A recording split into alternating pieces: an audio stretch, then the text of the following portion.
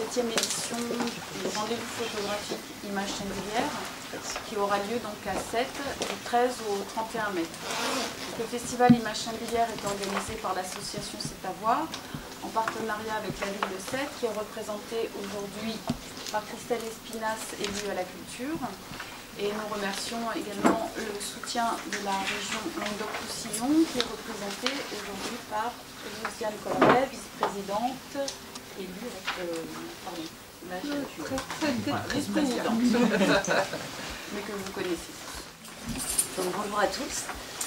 Je suis ravie d'être ici parmi vous en fait, donc, pour vous présenter la programmation et ce 7e rendez-vous d'Images Singulières.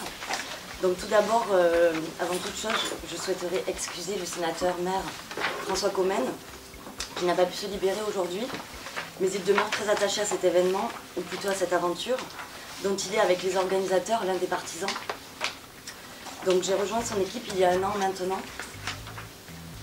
Donc c'est donc pour moi une première, enfin, en tant qu'adjointe néanmoins, car jusque-là j'étais présente en tant que sétoise, amatrice de photographie, et convaincue aussi par la qualité de cet événement que j'ai toujours suivi. Donc c'est donc avec un regard et une sensibilité particulière que je porte sur la programmation 2015. À Sète, donc si ce rendez-vous est si singulier, s'il a su s'imposer à côté de festivals bien installés, c'est parce qu'ici, on ne fait pas du public que l'on accueille un simple consommateur d'images. Le visiteur est actif, les images exposées ont pour essence de donner à réfléchir, à questionner. C'est donc bien une interactivité qui se joue et qui prend souvent la forme d'une émotion. Des rencontres que nous font vivre les organisateurs en multipliant les formes d'échange. Au-delà des expositions, la programmation laisse la place à des projections, des débats, des ateliers, des soirées musicales. En un mot, de l'émulation et du bouillonnement. Des rencontres enfin parce qu'elles rayonnent à travers la ville, pour infuser une ambiance unique dans des lieux magiques aux histoires ancrées dans la pierre. Pour cette 7e édition, Images Singulières nous invite à voyager, explorer et porter à notre regard sur ce qui nous entoure. C'est à cet exercice que l'artiste belge Bieke Duporter, l'invitée en résidence, nous convie. Elle nous fait redécouvrir Sète la nocturne. Une invitation au voyage qui se poursuit avec le Chili et 5 photographes qui témoignent de leur temps et de leur histoire de leur pays. Je ne vais pas m'attarder plus longtemps sur la programmation et je voudrais saluer les organisateurs Gilles Favier et Valérie Lapitan pour leur implication et pour leur professionnalisme. Leur choix, la diversité des approches, des cultures qui présentent, crée une alchimie délicieuse que l'on ressent tout au long du discours et du parcours. À Sète, Images Singulières lève le rideau d'une saison culturelle effervescente et éclectique. Ouverte sur toutes les formes d'art, une pépinière créatrice à l'image de la friche culturelle, que nous allons créer à l'entrée de la ville bientôt. Donc je vous remercie pour votre attention et il y a beaucoup de conférences de presse pendant la semaine, mais rien qu'aujourd'hui, je sais qu'il y a des photographies à Montpellier. C'était juste avant. C'était juste avant, hein, c'est quand même très, très intéressant. Puis il y en a une autre qui me tient particulièrement à cœur aussi, ça concerne le théâtre de Villeneuve-les-Maguelones. Donc j'espère que la culture va remplir les pages de journaux, des radios, de la télé, tout ça, parce que je crois que les acteurs culturels ont énormément besoin de... On parle d'eux en ce moment, je ne vais pas faire état de l'état dans lequel on est, mais on a un peu de soucis et je crois qu'il faut qu'on soit très très rassemblés, très unis autour de la culture. Je ne vais pas vous faire étalage, vous le savez aussi bien que moi, de ce que la culture représente dans le rayonnement d'une société, dans la valorisation des êtres humains, etc. Donc je laisse ça. Moi, je suis à vos côtés, la région est à vos côtés depuis le début, je crois, de ce festival, qui est un festival donc, de photographie, mais avec une thématique très engagée, voilà, avec des valeurs qu'on soutient et qui nous ont énormément séduits. Et puis, bon, voilà, vous l'avez dit, je répète derrière vous, un engagement et un professionnalisme d'une qualité exceptionnelle. Donc, on voit toujours des choses extraordinaires. Alors, on a sur Sète, on a le CRAC, le Centre Régional d'Art Contemporain, qui je crois est partenaire de votre projet, donc c'est pas que je crois, j'en suis absolument même certaine, puisqu'on accueille une exposition du photographe Éric Lisset, et donc son portrait d'acteur ukrainien, je crois, et donc là, c'est un très très beau partenariat, vraiment j'aime bien cette façon. C'est exprès. Bon voilà. De la région. Donc voilà.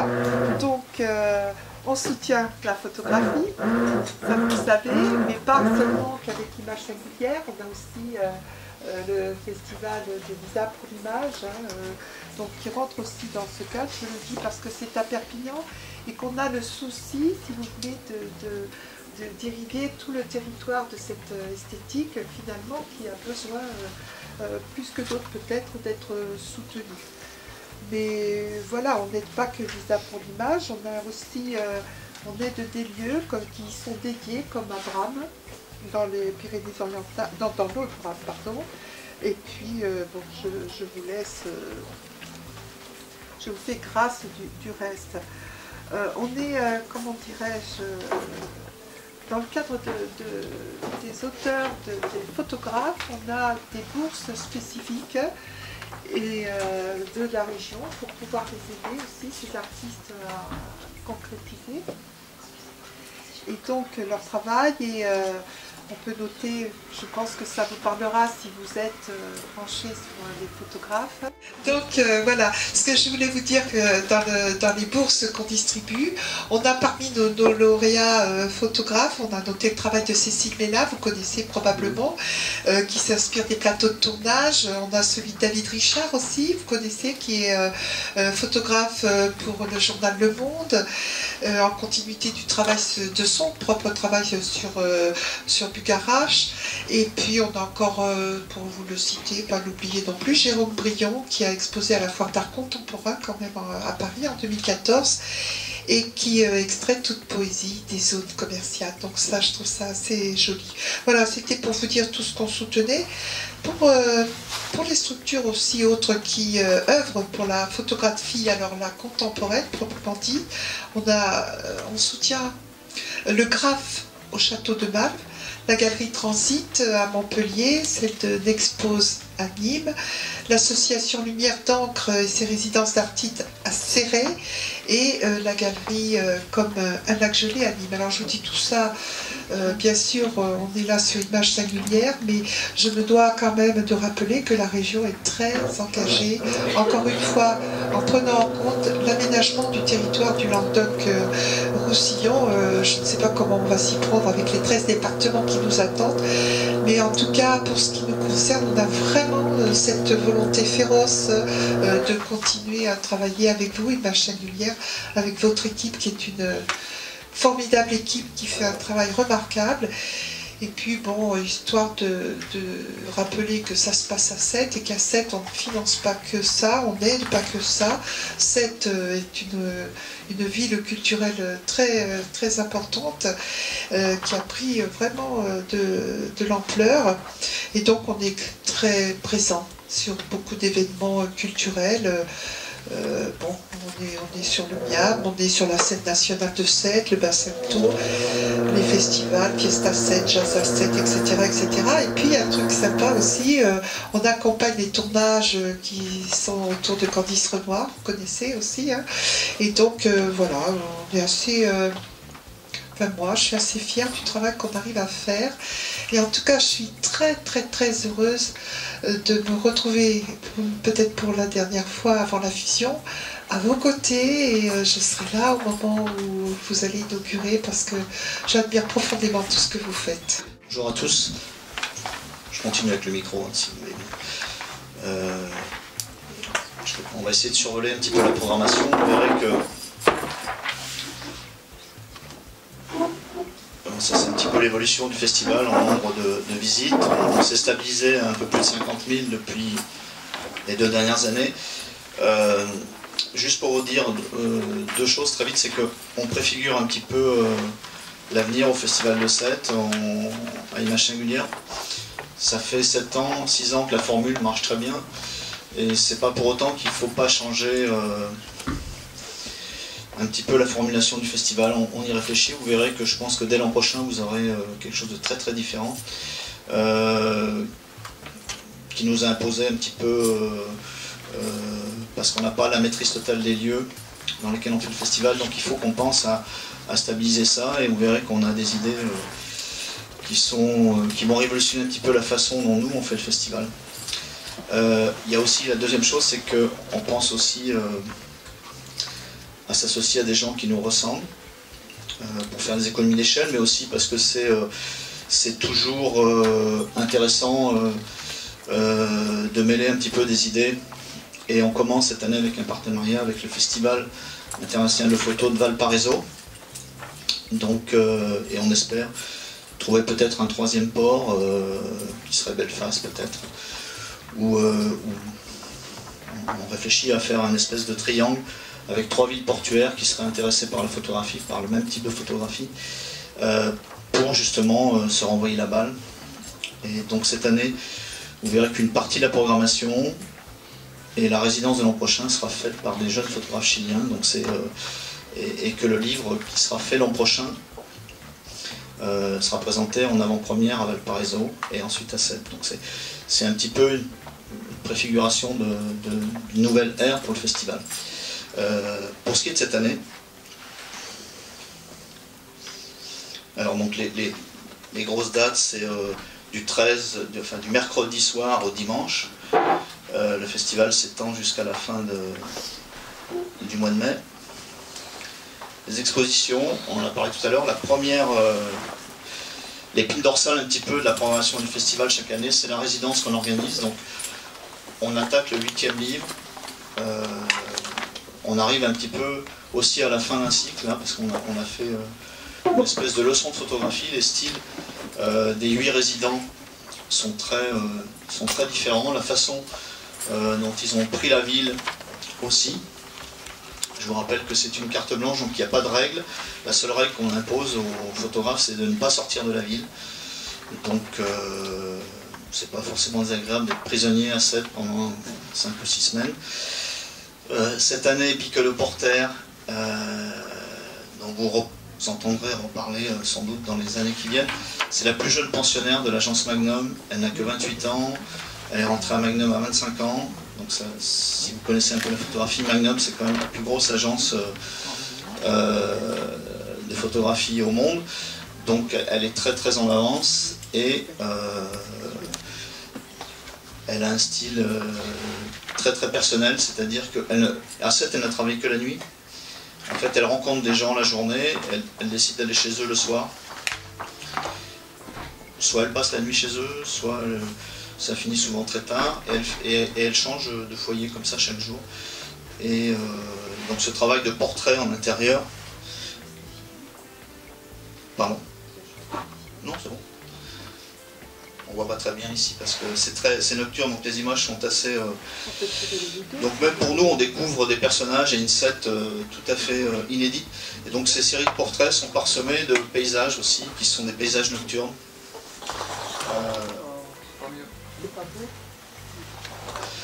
Donc le livre est fait, il va partir à l'imprimerie, c'est un très beau livre, il est très très étonnant. Peut-être certains citoyens reconnaîtront eux-mêmes pas leur ville, mais c'est tant mieux. Quand on va mêler un petit peu ces 8 regards, on aura vraiment une vision de la ville très éclatée, et la photographie c'est tout sauf de l'objectivité, hein, c'est juste une question de point de vue. Vous allez à Sète, vous ne la voyez pas comme nous on la voit, et c'est tant mieux, on est tous différents. Je vous invite à voir d'ailleurs tous les livres de la collection après la conférence pour voir un petit peu les différents regards que chaque photographe a pu poser chaque année sur le même sujet qu'est la ville de Sète. Voilà, à Sète, on peut s'absenter un moment, ça ne dérange personne. Ce que je voulais dire, c'est que quand on rentrait dans un nouveau cycle, pour la résidence aussi, donc l'an prochain, ça sera une résidence collective, donc il y aura 5 jeunes photographes chiliens qui feront la résidence. Et on a décidé à partir de maintenant, cette leçon de photographie étant, si je puis dire, terminée, de donner la parole à des gens de pays émergents. C'est-à-dire, j'aimerais bien faire un Chinois, un Indien, puisqu'on a souvent porté la bonne parole photographique dans le monde. on va inverser les rôles, hein, on va faire venir ces gens-là pour qu'ils nous racontent notre ville, et on verra qu'ils seront sûrement passionnés par des choses que nous, on ignore totalement. Donc ça va être une nouvelle ère aussi pour la résidence. Donc voilà, les paysages nocturnes dont je parlais, par exemple. Ensuite, seconde exposition, alors pour ceux qui connaissent le festival à la Maison de l'Image Documentaire, on a fait un mano-mano entre Edward Curtis, que vous connaissez peut-être pas tous son nom, mais vous connaissez sûrement. Edward Curtis, c'est le fameux photographe des Indiens des années 1904 à 1930, qui a fait une grosse somme sur les Indiens, qui a essayé de mémoriser un petit peu la culture indienne, et les Indiens, avant qu'ils ne disparaissent complètement, il était sûr qu'ils allaient disparaître. Et Jérôme Brésillon, c'est un photographe français qui est décédé en 2012, qui s'est mis un petit peu dans les pas, qui avait beaucoup d'admiration pour Curtis, qui s'est mis dans les pas de Curtis, vous voyez, 1900, je reviens en arrière, et 2010, voilà. C'est un petit peu le même style photographique, cette façon de portraitiser un petit peu statique. Et on voit que la photographie, avec un siècle d'écart, peut raconter des histoires différentes, mais avec un même style. C'est un petit peu la pérennité du style documentaire. Les images de Curtis sont toujours aussi belles. Et celle de Jérôme Brésillon nous raconte un petit peu la fin des Indiens. Voilà un Indien qui a un t-shirt cow-boy. On peut dire que c'est la fin, quoi. C'est une façon d'une culture, je sais pas. Alors il y a aussi les paysages qui sont devenus... qui étaient habités, qui sont devenus désertiques. Donc c'est un petit peu risqué pour les gens de photographie de mêler, d'opposer quelque chose à Curtis, parce que Curtis c'est un monument, d'y opposer surtout un photographe français, un jeune photographe français. Voilà, on a pris ce risque-là. Stéphane Avoué, il a travaillé sur le Vermont, cet état américain. Pour ceux qui ont vu le film Délivrance, vous verrez que ça... ou Twin Peaks, par exemple, la série, vous verrez que c'est un petit air aussi de fin de race. Hein. Et Stéphane, on peut dire que c'est un photographe de la mouvance Libération. C'est quelqu'un qui a fait beaucoup de portraits de dernière page de Libération. Alors, c'est aussi une alternance de paysages et de portraits, qui sont très étonnants. Et c'est un très beau travail. C'est la première fois qu'on verra ce travail.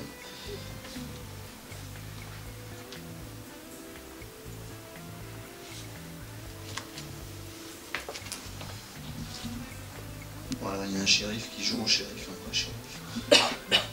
Voilà. Il habitait la gare, donc on alterne un petit peu les propositions. L'an dernier, c'était très dramatique presque. C'était des portraits de résistants qui avaient été déportés dans les camps de concentration, des calotypies très noires et très... Et cette année, donc, on inverse, on fait quelque chose d'un petit peu plus fun.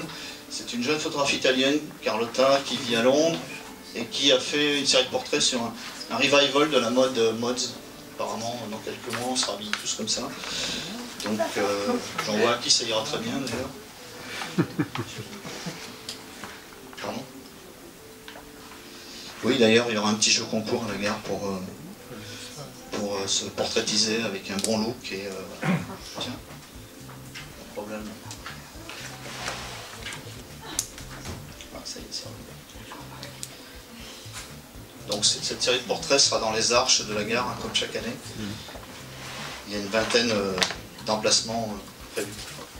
Au CRAC, Madame la vice-présidente, Émeric Lucet. Donc Émeric Lucet, on a affaire maintenant, juste pour faire un petit aparté, à une génération de jeunes photographes qui ont un cursus incroyable. C'est-à-dire que j'ai souvenir, moi, quand j'ai commencé la photo, de travailler un peu de façon hasardeuse, de ne pas avoir non plus un fond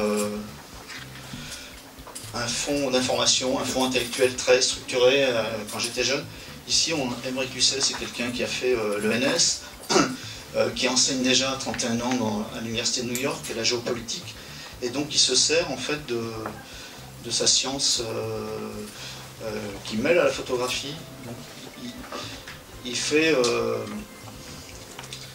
un travail que sur les zones de conflit, où il travaille sur la géopolitique en fait en zone de conflit à travers la photographie et à travers le cinéma. Par exemple, il a donné une caméra à un rebelle à Alep pendant 24 heures.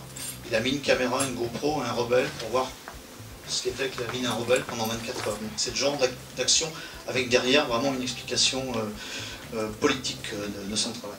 Là, il est arrivé à Maïdan, sur la place de Kiev, au moment où il y a eu la vacance du pouvoir. Le président avait démissionné, la police s'était retirée, et pendant quelques heures, les gens, les combattants de Maïdan, ne savaient plus trop à quoi s'en tenir. C'était une forme d'état de latence du pouvoir, donc les gens étaient très particuliers. Et là, il en a profité, en quelques heures, il a fait 100 portraits, au même endroit, de combattants de Maïdan, en fait. Voilà.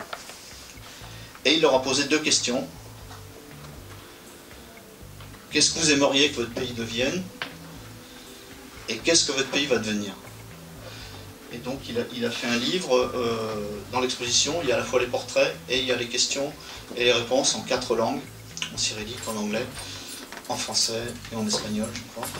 Et donc cette série de portraits, comme ça, fait vraiment sens parce qu'on sent que les gens, c'était en février 2014, donc au moment du combat à Maïdan, que les gens sont déjà... devinent déjà que leur pays va vers un futur plus ou moins tragique, donc c'est tout à fait passionnant. L'Amérique des années 50 est une Amérique très puritaine, où la prohibition est encore un peu en place, et les femmes, les femmes sont à la maison normalement, et Marie Baronet, qui est aussi un cursus intéressant, elle partage son temps entre la Californie et Paris. Elle a fait une série sur les femmes qui étaient les reines un petit peu du striptease à l'époque, mais qui avaient en même temps une action politique, c'est-à-dire que c'était pour elle un moyen de s'émanciper et de gagner de l'argent.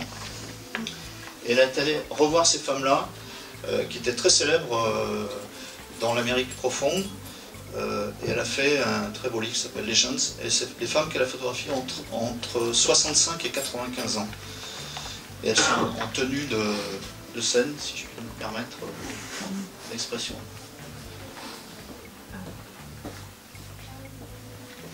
Et il y a toute une série d'enregistrements, de discours, c'est beaucoup plus profond qu'on ne le devinerait.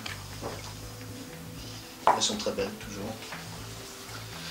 Alors, 3e expo sur les États-Unis, Juliana Bisley, photographe new-yorkaise, a fait un travail sur Rockaway. Pour ceux qui connaissent New York, Rockaway, c'est une péninsule au bout de Long Island qui est un petit peu... Quand on va à Coney Island, on va à la plage, il y a une déviation du métro qui peut nous emmener à Coney Island, qui était un petit peu la plage des hippies dans les années 70, et puis qui après est tombée en désuétude. Et puis c'est un endroit où les pouvoirs publics finalement ont mis des gens qui étaient un peu en bout de course, désocialisés, des psychiatrisés, etc. Et puis maintenant, ça devient, comme c'est un lieu finalement très proche de Manhattan, ça devient un lieu assez branché pour les gogos et les bobos. Et il y a un mélange assez spécial qui se fait dans ce quartier et il en sort une drôle d'ambiance. Et c'est un très beau travail qu'elle a commencé en 2006 et qu'elle n'a pas encore fini, mais il y a suffisamment d'images pour déjà... Donc ça, c'est du Rolleiflex, argentique, couleur, la photo, on peut dire, classique de rue. Une exposition d'un photographe hollandais, Ad Nuis, qui est présentée sous forme de film. Alors, Oil and Paradise, c'est un travail sur l'Azerbaïdjan. En fait, il y a eu une manne, la manne du pétrole et du gaz en Azerbaïdjan a complètement bouleversé la société. Et comme un petit peu partout, il y a ceux qui en profitent et il y a ceux qui sont laissés pour compte. Et il a fait on peut dire une enquête photographique tout à fait passionnante. Dans le film, il y a du son, il y a des interviews, il y a plein de choses, et ça va très vite, ça fonctionne très très bien, et c'est assez atterrant. On peut dire que c'est une vraie dictature, c'est l'expression d'une vraie dictature. Voilà. Ça sera au Chez les Moulins, à côté de la grosse exposition sur le Chili. Alors l'expo sur le Chili, c'est celle-ci. Je pense que tous vous pouvez traduire. Compagnon, est-ce qu'on peut faire une photo? Donc le teasing de cette exposition, part de cette photographie-là, qui est formidable, dont l'histoire est formidable. Vous reconnaissez Salvador Allende sur la photo. À gauche, vous avez quelqu'un qu'on ne sait pas qui c'est exactement, avec une petite fille. Et à droite, enfin, le personnage que Allende a tient par les épaules, c'est Rodrigo Gómez Rovira, qui est un photographe chilien maintenant. Et à droite, c'est sa maman et son frère. Et en fait, Rodrigo, quand son père est mort, son père faisait beaucoup de photos. Et enfin, pas quand son père est mort, mais quand son père était en fin de vie, il a fouillé un petit peu les archives de son père, il est tombé sur cette photo. Et il a dit à sa mère, mais c'est quoi cette photo avec Allende, incroyable. Et sa mère lui dit, mais un jour on se promenait en voiture à Santiago avec ton père un dimanche après-midi, et ton père il a vu Allende sur le trottoir avec deux gardes du corps, et il a baissé la vitre et il a dit compañero, podemos tomar una photo. Et Allende a dit oui bien sûr, mais je veux que ce soit une photo de famille. Allende voulait que ce soit une photo de famille, et le type qui passait dans la rue avec sa fille a dit moi aussi je veux être sur la photo. Donc il s'est retrouvé là. Et Rodrigo a fait toute une recherche à retrouver le personnage qui était sur la photo avec sa petite fille. Et cette photo a une histoire incroyable, c'est-à-dire qu'au moment du coup d'État, le papa de Rodrigo, qui était, pour les plus anciens, c'était le tourneur de Quilipayung, ce fameux groupe des années 70, ben, il a eu la chance, son père, qui était communiste à l'époque, hein, enfin qui était en tous les cas un admirateur d'Allende, et il était en France, donc il n'a pas été arrêté, il n'a pas été déporté, il n'a pas été tué, mais la police a envahi la maison, a tout détruit, a arrêté la mère et les deux enfants, et a trouvé cette photo. Et donc le commandant qui a fait ça a appelé la mère de Rodrigo, il lui a demandé ce que c'était cette photo, il lui a raconté cette histoire, et le commandant lui a dit, mais vous foutez de ma gueule, enfin il n'a pas du tout cru l'histoire. Et il a conseillé à la mère, il a dit, vous avez deux enfants en bas âge, je vous conseille de quitter le Chili dès aujourd'hui ou demain. Ce qu'elle a fait, mais avant de quitter le Chili, elle demandait à cette personne de la police ou des services secrets de lui rendre la photo. Et étonnamment, le type lui a rendu la photo. Donc cette histoire, et à partir de cette histoire, on construit, à la fois, on retrace un petit peu la mémoire du pays. Il y a un très beau livre qui est sorti, donc on va montrer dans l'exposition, et on fait un tour de la photographie contemporaine chilienne, avec 4 jeunes photographes. Nicolas Wormoul, c'est une expo sur l'exil. Nicolas Wormoul, il a été exilé, lui, en Suède, ses parents en tous les cas. C'est un très talentueux photographe, mais très brut. Voilà, il fait beaucoup de choses sur sa vie quotidienne, et ça va décaper, ça nous... C'est intéressant parce que parfois on a l'impression d'être assis sur le toit du monde ou le toit de quelque chose ici en Europe, mais on se rend compte quand on va là-bas, qu'on fouille, qu'il y a des regards, il y a des choses qui sont beaucoup plus décapants, beaucoup plus modernes qu'ici. Donc ce mélange va en même temps, je pense, nous donner un peu d'énergie. Cristobal Olivares, 28 ans, aussi très jeune, lui, il travaille sur les femmes. Il fait des espèces d'enquêtes policières. Au Chili, les femmes, on dit qu'une femme entre 15 et 25 a plus de chances de mourir d'un fémicide que d'un accident de voiture. Donc ça vous donne une idée de la façon dont on les traite. Hein. Il y a beaucoup de drames familiaux, il y a beaucoup de meurtres, il y a beaucoup de viols, il y a beaucoup de choses comme ça. Donc lui, il a fait 25 enquêtes comme ça où il a retrouvé l'arme du crime, etc. Enfin, oui. Une série très, très intelligente et très émouvante. Thomas Quiroga, lui aussi, c'est un enfant de l'exil. C'est aussi un enfant un petit peu de Ralph Gibson, d'Anders Petersen photographiquement. Il est né à Londres, parce que les parents étaient réfugiés à Londres, il a fait ses études en Espagne. Il a été élevé en Uruguay, donc ça vous donne une idée de la diversité de sa culture. Ouais, il travaille beaucoup, très noir et blanc, très contrasté. La quatrième photographe, ça n'a pas été facile, je voulais absolument qu'on ait une femme. Il n'y a pas beaucoup de photographes femmes au Chili, donc on a trouvé en plus Paola, c'est une Mapuche, une indienne, donc on est très content, qui a fait un travail sur un petit peu introspectif sur sa famille, qui est une famille de l'exil aussi, mais qui était exilée au Chili, c'est-à-dire que le Chili est tellement grand que parfois on a exilé des gens en Patagonie, une forme un peu comme la Sibérie. Un autre gros lieu qu'on aime beaucoup, parce qu'il est très beau, c'est le Boulodrome à Gros-Canet. Alors là, on a 4 propositions sur la thématique des frontières. Là, il faudra faire une pause après cette exposition, parce qu'il y a beaucoup d'images. Elle est très dense, mais elle est tout à fait passionnante, parce qu'il y a 4 regards, pour les gens de photo, 4 regards très différents et 4 styles très différents. Jacob Ausobol, c'est un photographe de Magnum. Alors lui, il a pris le transsibérien de Moscou à Pékin. Il a fait les étapes. Ça, c'est Oulan-Bator, par exemple. C'est un travail au Leica numérique, c'est le seul travail digital. C'est la première fois qu'il faisait du numérique.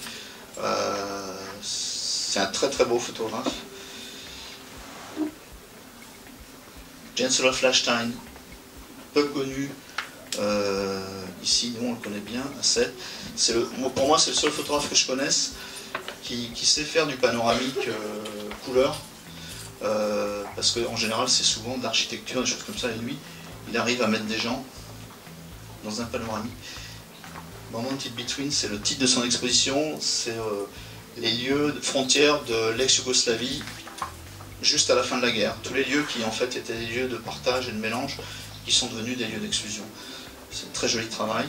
Le troisième, Peram, les amateurs de photo, le tirage photo le connaîtront, c'est sans doute le dernier grand tireur de photos, il travaille encore à Picto.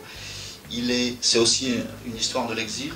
Peram, c'était un réfugié iranien qui a quitté l'Iran à pied quand les Mollahs sont arrivés en 1977 et qui, ne pouvant plus aller dans son pays, l'encercle photographiquement chaque année. Chaque année, il fait un travail. Alors avant la guerre, il a fait la Syrie, il fait l'Azerbaïdjan, l'Ouzbékistan, le Tadjikistan, etc.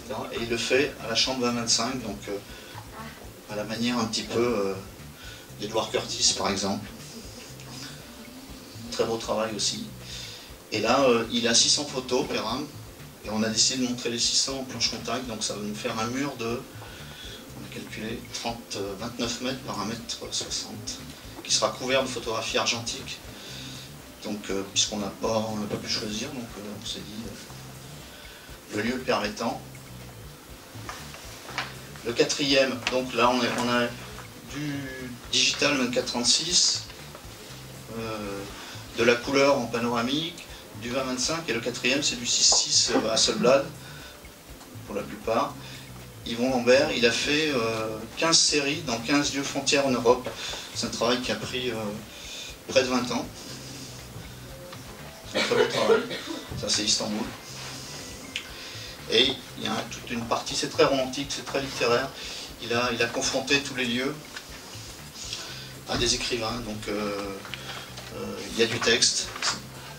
Donc vous voyez que cette exposition, quand vous allez sortir de là, il y a une grosse matière. Ensuite, peut-être vous avez entendu parler du projet que nous menons depuis 1 an avec Mediapart. C'est un projet qui nous tient vraiment à cœur. C'est un projet national. On a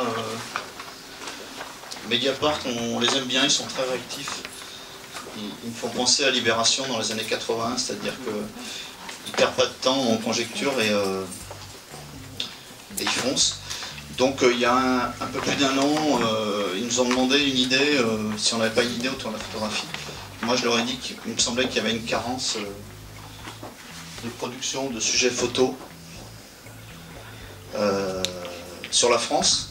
Donc on a décidé jusqu'en 2017, ensemble, de lancer une grosse enquête avec à terme 30 photographes qui sont payés, qui documentent la France à travers un site internet où ils peuvent faire appel, il y a plein d'interactions, faire appel aux internautes pour investiguer, pour les aider, etc. etc. C'est une grosse affaire qui se terminera par un livre et une exposition, une grosse exposition itinérante. L'idée c'est d'être prêt avant les élections 2017. Donc là par exemple il y a une série de Stéphane Lavoué et Catherine Ogal sur le Guilvinec, sur un petit peu la fin de la pêche en Bretagne. On va mailler tout le territoire avec plein de projets et plein de styles et plein de problématiques différentes. Donc ça c'est un petit peu la fin de la pêche. Là, ça je vous montre les photographes qui viennent de rentrer dans le projet. Nadège Abadi, elle a fait un travail sur l'adolescence, au moment où les ados doivent choisir ce qu'ils vont faire dans la vie. Et il se trouve que maintenant ils sont tellement inquiets que souvent ils vont vers des métiers qu'on peut dire, rassurant. Par exemple, Sébastien, il veut devenir militaire, il a 16 ans, ou 17 ans. Il y en a d'autres qui veulent devenir ecclésiastiques, par exemple, c'est étonnant, ou agriculteurs. Donc elle fait un tour de France un petit peu de ces jeunes-là qui se rassurent. Raphaël, elle, il travaille sur l'usine Peugeot, il travaille sur la problématique du Front National. Pourquoi les ouvriers de l'usine Peugeot, majoritairement les jeunes, votent Front National et même plus, hein, parce que celui-là, par exemple, est franchement plus à droite que l'extrême droite. Pablo Balqueliano, il a travaillé dans les Ardennes. Je vous montre vite les projets. Voilà. Donc ça, c'est les projets qui viennent de rentrer. Il y a déjà 9 photographes qui travaillent sur le projet. Et d'ici le mois de juin, il y en aura 15. Et donc l'idée, c'est d'ici un an, d'être à 30. Voilà. Les soirées de projection, une première soirée sur la famille. Vite. Hop. Une soirée sur le Chili, donc avec Cojol. Et les 10 ans de l'agence Myope, très belle agence qui nous a demandé de fêter ses 10 ans à 7. Donc on était ravis parce qu'ils sont très nerveux, très actifs. Voilà. Des projections au cinéma, donc la soirée Chili, le bistrot, parce que comme tout le monde est un peu en difficulté, madame la vice-présidente, il faut serrer les coudes mais il faut faire la fête. Donc on va faire beaucoup la fête. Avec le samedi soir, on invite Moustique de Hollande à mixer avec RKK, comme ça, on ne se posera pas de questions. On aura un peu trop bu, mais on dégrisera tranquillement au Chez des Moulins. Voilà. Et voilà, nos amis. Alors. Photographe de la France d'ici, donc je rappelle que nous lançons donc un nouvel appel à crowdfunding avec KissKissBankBank pour continuer ce projet et donc trouver des financements pour pouvoir faire rentrer des nouveaux photographes dans l'aventure. Donc ce sera le moment justement de poser des questions sur l'aventure que vivent ces photographes qui sont rentrés dans ce projet. Une conférence débat sur la liberté de la presse avec Denis Robert. Nous espérons pouvoir projeter son film Cavana même pas mort. Donc tous les samedis, traditionnellement, nous accueillons un moment d'échange et de réflexion au Chez des Moulins. Et donc cette année, c'est Denis Robert que nous avons invité. Pendant le week-end d'inauguration, donc du 13 au 17 mai, il y a des moments de vernissage où vous pouvez rencontrer les photographes. Et nous avons le bonheur d'être supportés par les vins Fortans de France. Donc sur chaque vernissage, vous pourrez déguster les vins Fortans de France que nous vous invitons d'ailleurs à goûter tout à l'heure après cette conférence. Donc un moment important pour nous, le moment d'échange avec le photographe, c'est vraiment pour nous de donner la possibilité au public de se confronter avec le photographe, mais aussi au photographe de se confronter au public et d'avoir un retour aussi sur son travail.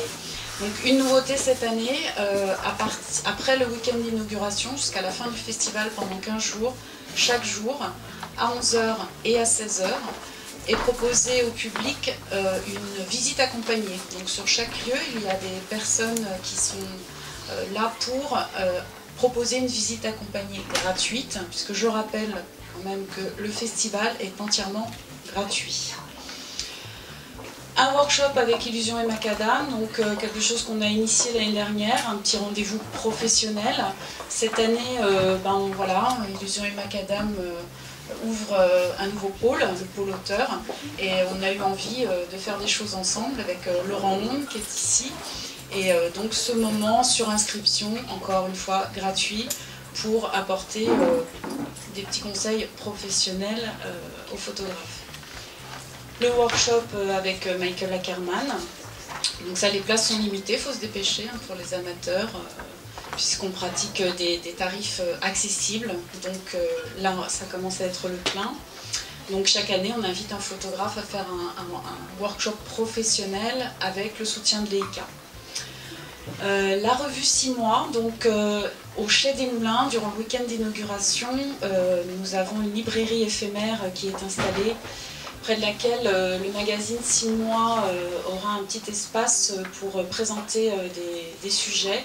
Et il y aura un moment de rencontre avec sa rédactrice en chef, Marie-Pierre Subtil, qui présentera donc le dernier numéro.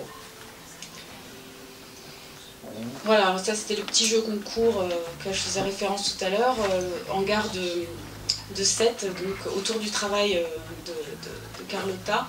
On proposera aux personnes de poster sur une page événement Facebook leur propre look, et celui qui aura le plus de likes, enfin ceux qui auront le plus de likes, gagneront un aller-retour pour Londres pour aller rencontrer ceux qui s'habillent vraiment comme ça.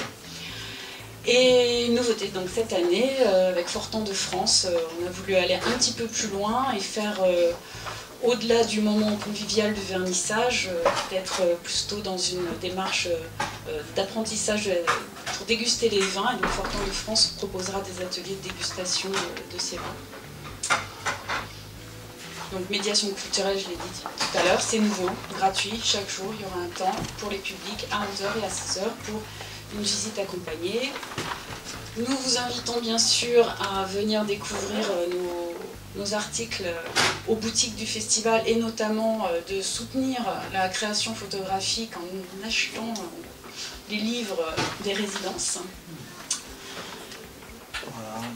Alors voilà, les partenaires du festival que nous remercions. Les nouveaux partenaires, donc cette année, le Festival international de la photographie de Valparaiso, et quelques quand même fidèles, heureusement. Du coup, je sais plus. Le petit mot de la fin. On va faire un atelier dégustation maintenant. On est un peu pressé par le temps. Et non, juste pour vous dire que, vous voyez, c'est dense cette année, c'est très dense. On s'en est rendu compte finalement à force de présenter le festival. On a eu peur à un moment que ça ne le soit pas assez, mais voilà. Donc j'espère que ça vous conviendra. Et juste un mot pour vous dire comment le monde est en train de se retourner. C'est que nos amis chiliens, on voulait en inviter qu'un, ils viennent à 5, et c'est le ministère des Affaires culturelles chilien qui paye le voyage du Chili. Donc vous voyez que nos amis chiliens vont finir par avoir plus de moyens que nous. Et finalement, c'est peut-être le monde qui est en train de se transformer, c'est pas plus mal.